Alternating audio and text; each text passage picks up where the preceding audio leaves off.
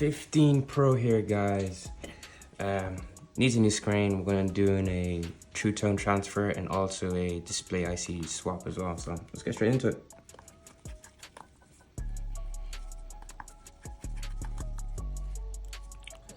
So to get this repair started, I'm gonna start off using some alcohol just around the size of the phone so that the heat and the alcohol can basically eat away at the adhesive and just make it a lot easier to lift the screen up. I use a tiny blade that I put in between the crack of the screen and the housing of the phone, and you can just push it up. Once that's done, I then use a opening tool to open up the phone. So if you have any difficulties while you're opening it, you can kind of wiggle the screen side to side and then use a display cutter to get in between the screen. Nice and easy, you can lift it up. You will then greet it with a bracket that's held down by 6 screws. So take your time not to strip any screws. Using a Y or a tri-point screwdriver, these screws can come off pretty easily. And it also helps to keep these screws organized.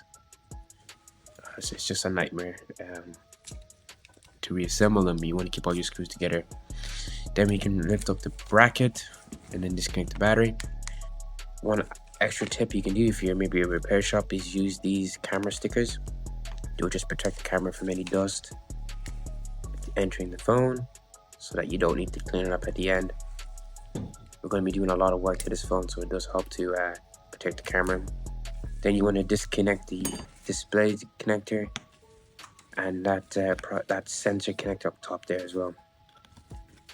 Then there's 2 more screws holding on a bracket holding in this proximity sensor connector. It's a bit tricky to get out, so you can use some heat to wear down the adhesive, make it a bit easier to get in between it and to take it off.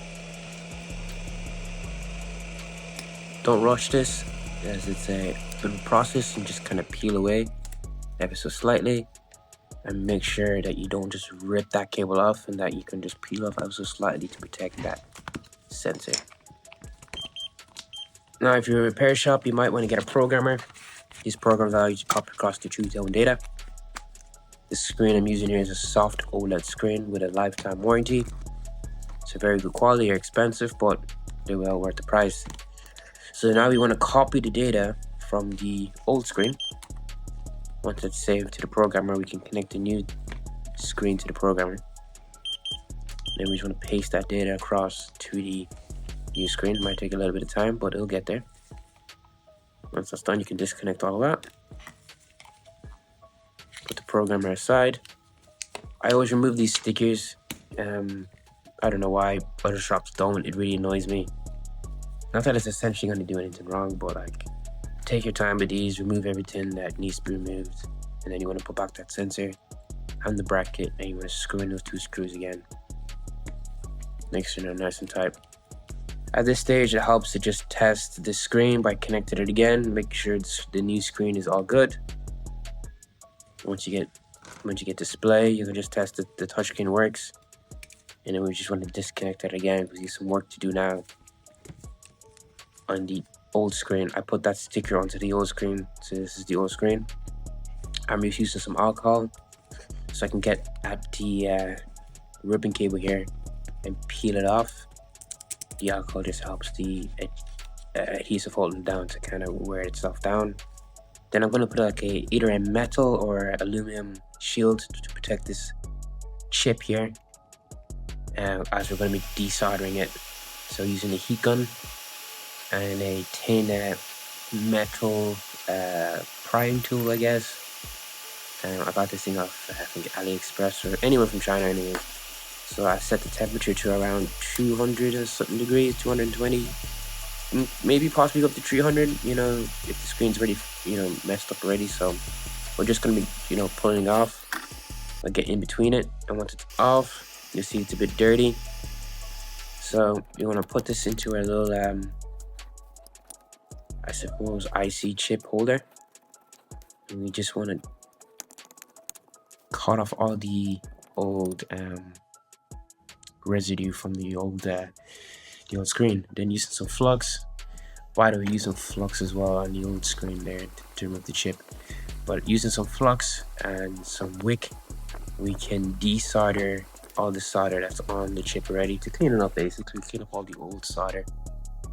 Take your time, make sure everything is nice and leveled and there's no remaining wicks. There will be a bit of flux left, but so no remaining short solder.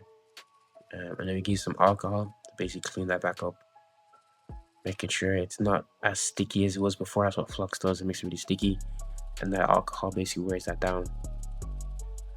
So once it's all clean, you see everything's leveled now. We basically want to get our stencil now. I'm going to put the stencil to the chip so that we can form some solder balls. These solder bars are going to be our connection point between the chip and a new IC cable. So I'm using some solder paste in between the stencil to get onto the chip, and then some heat at about, I think, 200 degrees as well, 220 degrees in between that. And as you can see, as the heat applies to it, the solder balls are formed. Using a tweezer, we can poke the IC chip off. I'll be a bit troublesome, but it'll come off. Once that's off, I also do recommend using a microscope for this, guys. It's very hard to do without it. You can put the heat to it again, just so that all the balls are formed correctly. And as you can see, they're forming themselves very nicely. So this is that little cable that came with the screen. We just want to place that there, and then using some anti-static tape, or any tape really, you can stick part of that down there to protect it as well. Then I'm going to apply some more flux. Not too much, not too little, just enough so that there'll be a nice connection between the IC chip and the cable. So using some heat, just want to find the right point. So obviously you want to line it up. There's a little hole on top of the Apple logo there, top left hand corner, and you just want to match that with there's like another